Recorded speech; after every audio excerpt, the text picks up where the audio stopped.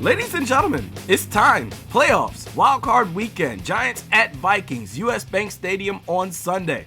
Let's talk about it, damn it. A rematch of the Week 16 showdown back on Christmas Eve. Daniel Jones, who averages 200 yards per game, against us, 334 yards. Also took off with his legs, 4 times averaging 8.5 yards per carry, but bring Daniel Jones back down to earth. Bro, he has 15 touchdowns on 5 interceptions this year. Pressure is key. You've got the players to do it. Danielle Hunter, after that, Zadarius Smith. Even if Z isn't fully healthy, implement a rotation between Patrick Jones II and DJ Wonnum. The first game, you got 3 sacks on Daniel Jones along with an interception. For the Vikings defense, I think you have to match that. Close out on the pass rush, because if you miss, then Jones is a threat to scramble for the first down, and he is, after all, their second leading rusher. Going up against Andrew Thomas at left tackle, probably a wash there. You're going to have to win your matchups elsewhere against that offensive line. Isaiah Hodgins and Richie James on Christmas Eve combined for 16 grabs, 179 yards, and a score. Peterson to start got cooked by Hodgins, but as the game went on, he got the last laugh with the interception.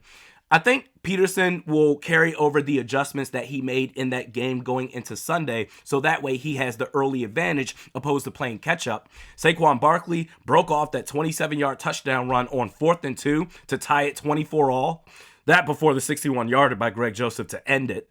The defensive line's got to get the push. Saquon Barkley is basically a bowling ball, damage control against the run, but the quarterback, tighten up the mishaps from the first game so that way going into Sunday, you don't allow Daniel Jones to play beyond what he's shown for the vast majority of this season. Saquon, he's going to get his, but the quarterback, keep him in check. Force a couple of sacks, force a turnover on 2, and Donatel bring the blitzes, and the defense will have done its job.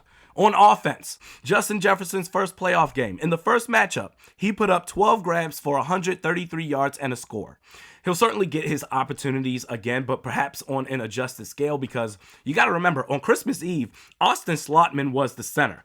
He's now on IR. Garrett Bradbury, potentially he returns. Vikings desperately need him to do so. But if not, you're down to your third-string center, Chris Reed. The snap count may be an issue.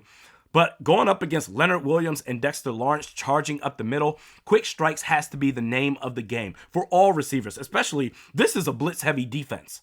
They're going to send the house all game long, so outside screens, slants, curls, out routes. And I would have at least one receiver each play go intermediate, just in case the off chance, if you're Kirk Cousins, the off chance that you find yourself having time to throw, you have at least one downfield option. And in those scenarios, I'm giving those opportunities to KJ Osborne, because they're going to be so focused, the defense, they're going to be so focused on Justin Jefferson that they'll have a man on KJ Osborne, but they're not going to think twice after that. Bro, we got to stop 18, as well as TJ Hawkinson, who the last game on Christmas Eve went for 13 catches, 109 yards, and 2 touchdowns.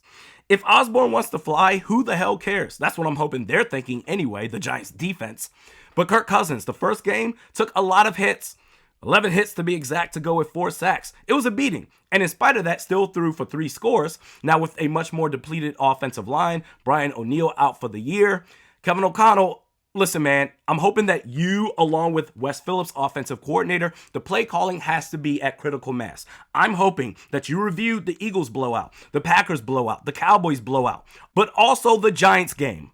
You've got the blueprint for how they want to attack you. And too often we get conservative and not dialing up plays with purpose. That ends now. It's been 5 years since the Vikings hosted a playoff game. The fans are hungry. And I talked about this on Purple Daily, the run game. You don't have the offensive line to get the push forward out of their stance, especially near the goal line.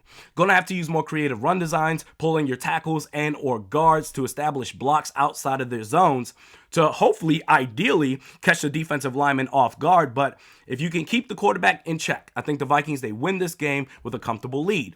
If not, and you allow James and Hodgins to go off for another day, what are we talking about here? The way that this season has gone, 11 one-score games for Minnesota, 11-0 in that category, is going to be another nail-biter. Edge of your seat entertainment, damn it. Blood pressure meds on deck. You went 13-4, won the NFC North Division. You're the 3 seed. Let's not go searching for participation trophies because, oh, we're just so happy to be here. No. Go out there and get the win.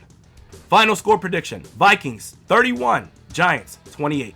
Your thoughts in the comments section below. We're back at it on Sunday immediately after the game. We'll see you then.